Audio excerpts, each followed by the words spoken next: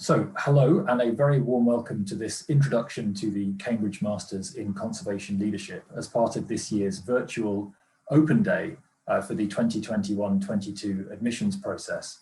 My name is Dr. Chris Sandbrook and I'm the director of the Masters, and it's my great pleasure to spend the next 15 or 20 minutes telling you a little bit about the course and about the admissions process in case you're interested to apply. So I'm just going to set out what I'm going to cover in this presentation. So I'll begin by providing a brief overview of the course and a bit more detail about how we actually deliver the programme and the way in which the course is structured. I'll tell you a bit about the University of Cambridge Conservation Leadership Alumni Network, to which all of our graduates join after they leave the course, and of which we're very proud. And I'll tell you a bit about the kinds of students that we're looking for in the admissions process. And I'll end with some details on scholarships that we have available and on the logistics of the applications process. So what is the Cambridge Masters in Conservation Leadership? It's really a unique programme which aims to train the next generation of global conservation leaders. It was founded in 2010, so we're now in the 11th year and we're now beginning the admissions process for the 12th cohort of this Masters. And in order to achieve our aim of training this generation of global conservation leaders, we do several things. So we provide interdisciplinary academic content from more than 6 departments of the University of Cambridge, bridging across from the natural science departments such as plant sciences and zoology to some of the more social science oriented departments such as geography, land economy and the Judge Business School. So we really seek to provide an interdisciplinary academic training that will bring our students right up to the cutting edge of academic thinking and research across a range of different disciplines in conservation. Also, and crucially, we have a strong focus in the course on applied management and leadership skills. It's a leadership masters. We're looking to develop skills that our graduates can go and apply in the real world of work to make a difference and bring about change for the natural world. So we're not looking to train people in this degree to go on and do a PhD and become a PhD researcher. We're looking to train people who want to spend a year thinking, developing their skills, and then returning to the world of work and putting what they've learned into practice. To make sure that the course is as applied and practical as possible, we have full engagement of practitioners in all aspects of course delivery. So alongside the academics who teach on the course, as I'll say, give you more detail in a minute, we have a large number of practitioners who contribute to the programme in terms of giving lectures and hosting projects that students do throughout the year. And experiential learning is a really crucial part of the course. So we do have classroom seminars where students interact with lecturers, but then we go on and have individual and group projects as the year goes on, where students can put into practice what they've learned, working with a real organisation on a real project and building their applied skills. And a very important feature of the Masters is that we recruit very diverse cohorts of around 20 students in each year group. So it's a small group of students who typically would come from 16 or 17 different countries around the world. And this creates amazing opportunities for peer learning between our students. They can bring with them all of the experiences that they've had and share those with the students. And actually the students learn as much from each other as they probably do from the academic contributors to the course. So who are the people who contribute to the course? Who are the conservation leadership team? So we have over 60 different individuals contributing lectures, hosting projects and providing professional mentoring to our students throughout this one-year Masters programme. And most of these people are drawn from the Cambridge Conservation Initiative organisations. And this is an incredibly rich group of internationally focused conservation organisations, which all happen to be based in and around the city of Cambridge, and which came together over 10 years ago now to create the Cambridge Conservation Initiative as a group that will collaborate together to try to achieve more for conservation than any of them can working alone. And you can see here the range of organisations we're talking about. Of course, the University of Cambridge, which hosts the degree programme, but then this group of extraordinary international organisations, including also a network of locally based organisations in the Cambridge Conservation Forum, which has over 70 different members. So this together brings this wealth of experience and practitioner expertise that we have sitting on our doorstep and which we make full use of in the way in which we deliver the masters.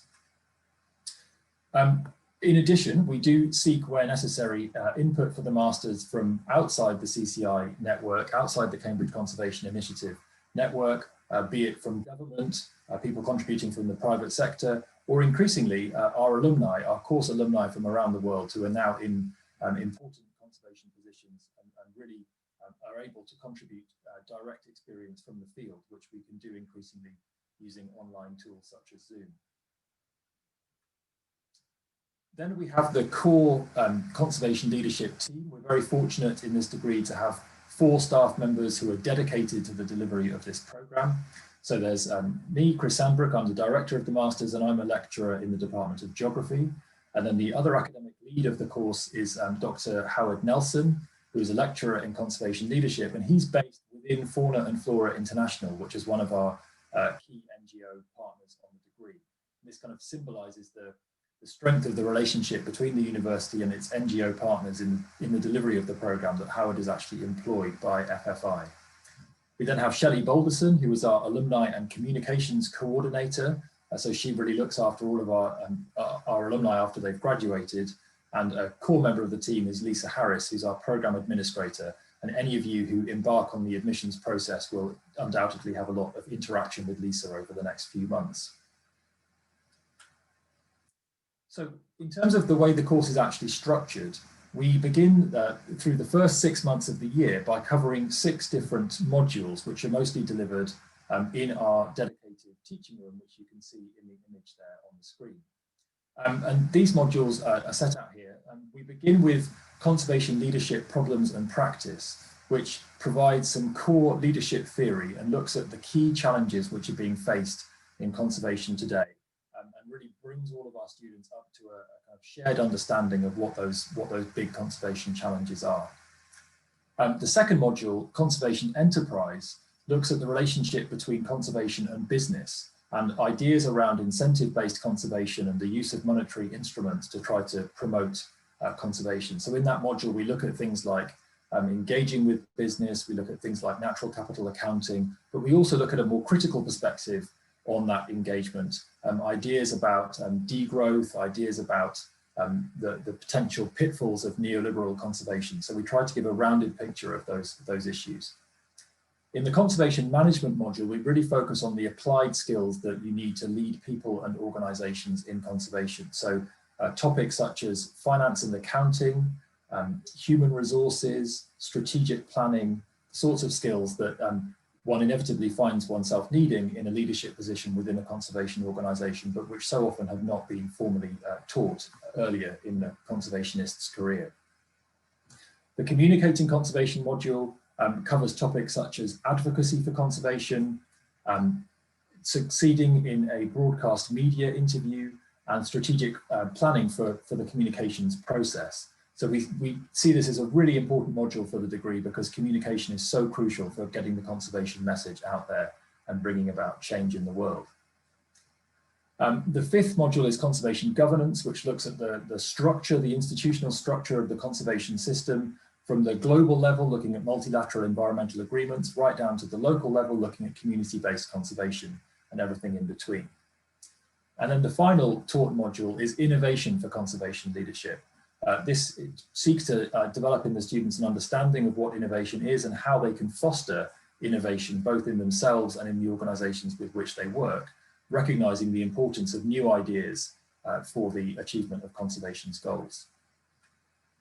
And all of this takes place in our dedicated teaching room, which is located in the David Attenborough building, which you can see in the image here, and which we share with all of those different Cambridge conservation organisations that I mentioned on the previous slide. So this is over 500 people working in one building in central Cambridge where the students are absolutely at the core. I do have to admit that in the current situation with the COVID-19 pandemic, our ability to use the building is greatly reduced, but we're very much hoping that that will be back to normal next year. And we are still able to be teaching in person at the moment as things stand. As the year moves on, the students spend less time in the classroom and more time doing experiential projects, working directly with partner organisations. So this begins with a group consultancy project working on an innovation challenge hosted by one of our Cambridge Conservation Initiative organisation partners. So here we have groups of normally about 4 or 5 students who work on a project which has been put forward by the NGO partner for about 6 weeks, delivering at the end of that a presentation with a kind of set of recommendations for how they think the organisation should proceed. And then at the end of the course in the summer, students work individually on a professional placement. So they spend 4 months hosted by a conservation organisation working on a project which is tackling a defined leadership challenge. And these projects have normally been put forward by the host organisation. So it's really working on a topic which is important to them and which has a real chance to implement change at the end of it. And this allows the students to put into practice all the ideas and approaches which they've learned throughout the course, focusing on a topic which they find particularly interesting and giving them a chance to work with a completely new organisation that they've never previously experienced and really build out their professional network, which they can use then as they move forward in their career. In addition to the kind of core assessed elements of the course which I've just described, there are many other opportunities that students have while they're in Cambridge to benefit from the conservation community and the wider university.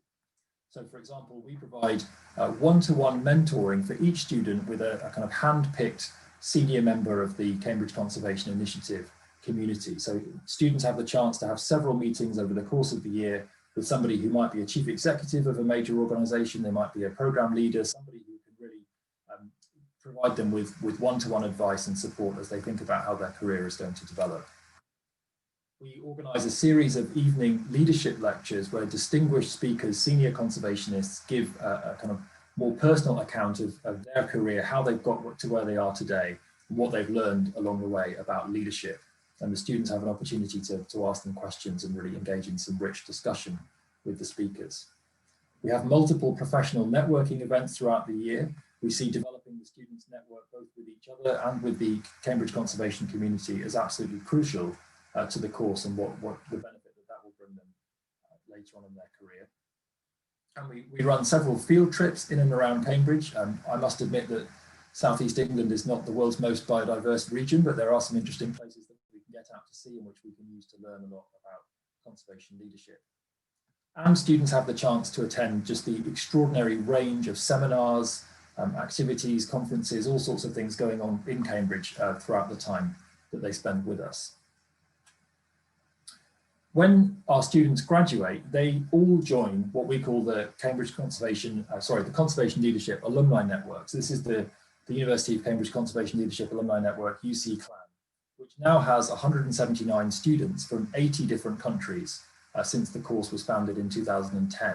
And you can see on the map there just how widespread our alumni are around the world. And we're incredibly proud of our alumni network. And one of the things that we've really been working on hard over the last year, and will continue to do so, is building momentum for our alumni to actually work together on projects and seeing that network come to life as a way of bringing about change for conservation. So in the last year, we've seen our alumni making a collective contribution to the negotiations over the future of the Convention on Biological Diversity post-2020 framework. They've collectively written an editorial in an international conservation journal, Oryx, which is a call for collective crisis leadership, given the current circumstances that we're facing in the world. And at the more regional level, we're seeing local chapters emerge, which are doing projects locally and really trying to make a difference. So this is something that all of our alumni join, and we want them to feel, we want our students to feel that it's a lifelong connection to this community rather than just a single year that they come and spend in Cambridge. So if you come to take part in this Masters, you're going to be part of this family for the rest of your life. So what kinds of students are we looking for? You can see in this image over 100 of our former students gathered together for a reunion event which we were able to hold a few years ago. What kind of students are we looking for in the admissions process? So we look to recruit established professionals who have more than 3 years of relevant professional experience. That's typically postgraduate experience. And that's at the low end 3 years. We've had students who've got 25, 30 plus years of experience. in their career behind them. So we actually are very keen to recruit students across a wide range of ages and different levels of experience, because we find that really brings a kind of rich conversations into the classroom. The professional experience which our students have does not necessarily have to be in a kind of classic conservation role. So every year we do bring in students who have a background in law, who have a background in the private sector. What we're looking for is people who are passionate about conservation and clearly want to be working in the conservation sector, but we're not narrow-minded about what that means. So if you don't have a kind of background in biological sciences and working for a conservation NGO, but you feel like your future is as a conservation leader, then we would love to hear from you. We look for students who have leadership experience or potential. And here I emphasize that we're not necessarily associating leadership with working in a very senior role, a kind of position of authority. We see leadership as being about bringing about change by whatever means. So you may be somebody who has great potential to be a leader, but not necessarily somebody who is seeking to become, a chief executive or some other person in a senior position. So if you can convince us that you have the potential to bring about change in the world for conservation, then we would love to hear from you. As I've said, we definitely want to recruit students who have a passion for nature and a passion for conservation. We do require all of our students to have completed an undergraduate degree prior to their application. Our standard university admissions requirement is that applicants should have at least the equivalent of a UK 2-1 degree, what we call a 2-1 degree, which is a good, at least a good, but not necessarily an outstanding first degree result. We are sometimes able to be a little flexible about that if you are a really outstanding applicant based on your professional record. So please don't consider it to be an absolute firm red line if you don't have that level of undergraduate degree result. Please get in touch with us and ask questions, and we can see what we can do to be flexible about that if necessary. We do, however, require all of our applicants to have very good English language skills before they can be admitted. You don't actually have to have your English language skills proven with the test result at the point of application, but you will have to have that confirmed before you can actually be admitted to the program. And if you're somebody who might be looking to apply for scholarship funding, we very much recommend that you seek to get your English language skills confirmed as early as possible in the process, because we're only able to award scholarships to people who have already confirmed that they have met the language requirements. On the subject of funding, we are very fortunate to have several full and partial scholarships available to support students to come and study on the course. We have several available that are controlled directly by the course team and for this program. We also have had a lot of success with our applicants gaining scholarship funding either from other sources within the University of Cambridge or from external sources such as their home country government. So in a typical year, around 3/4 of our students have received full or partial scholarships. So please don't feel that you should not apply if you don't have the money to afford to pay the fees. You should apply anyway, and with any luck, you might be successful in one of the scholarship competitions. And the funding that we have available is particularly designed to support applicants from the Global South. Full details of all the scholarships we have and how you can apply for them are provided on the course webpage, and I've put the URL there on screen. On the webpage, you can find all sorts of information about how the course is structured, about the current students. You can see the biographies of our current students and get a sense of the sorts of people that we tend to admit, as well as finding out more about the applications process. The deadline to apply to join the program in October of 2021 is December the 3rd of this year. So December the 3rd of 2020. Just about less than 2 months away. I would strongly recommend that you begin the application process as soon as you possibly can if you're considering applying, because you will need to get professional and academic references ready at the point of application, and there are quite a few other documents that you need to prepare, university transcripts and so on. So please don't leave it until the last minute. If you have any questions, please do feel free to get in touch with me. My email address is there on the screen, or with Lisa Harris, the program administrator, who is absolutely excellent at answering queries about the masters. And you can see her email address there on screen, and our contact details are also available through the course website. So if you're confused or concerned, please don't hesitate to reach out and get in touch with us. And we're always very happy to answer your questions and to talk to you about the Masters and how you might fit in with our community. So that's all I wanted to say today. I'll leave you with this word cloud, which reflects some views of our alumni about their experience of participating in the programme. We're very proud of the Masters in Conservation Leadership. We're very proud of our alumni, and we would absolutely love to have you apply to join this fantastic programme and be with us in 2021-22. Thank you very much.